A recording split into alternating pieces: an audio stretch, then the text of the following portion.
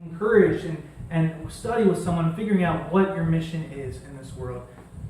And finally, we're called to participate in the church because, and this is the most important, we meet Jesus there.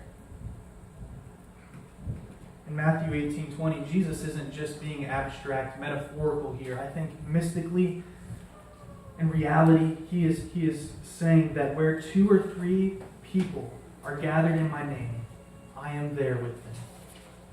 I believe that because I've seen it.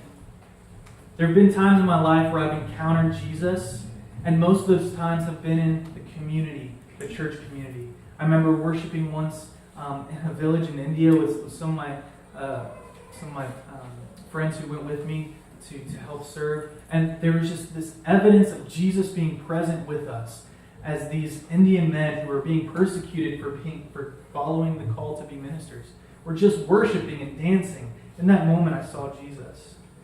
I've seen Jesus serving hot dogs with our college students.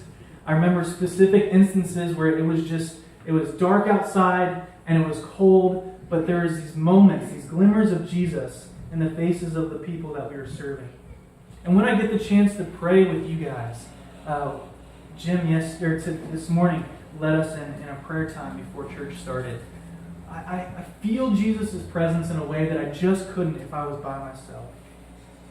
So friends, you should participate in this church, because in this church you're going to meet Jesus in ways that you couldn't meet him otherwise. I want to end with reading another prayer, a prayer that Paul has for the churches that he is speaking to in Ephesus. So let's bow our heads and receive this truth that Paul has for us.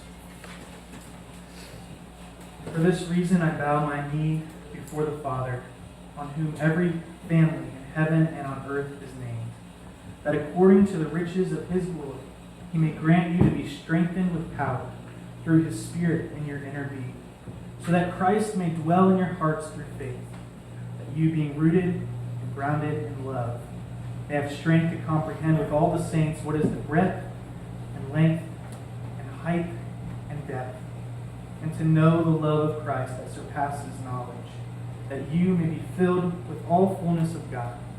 Now to him who is able to do far more abundantly than all we ask or think, according to the power at work within us, to him be the glory in the church and in Christ throughout generations forever.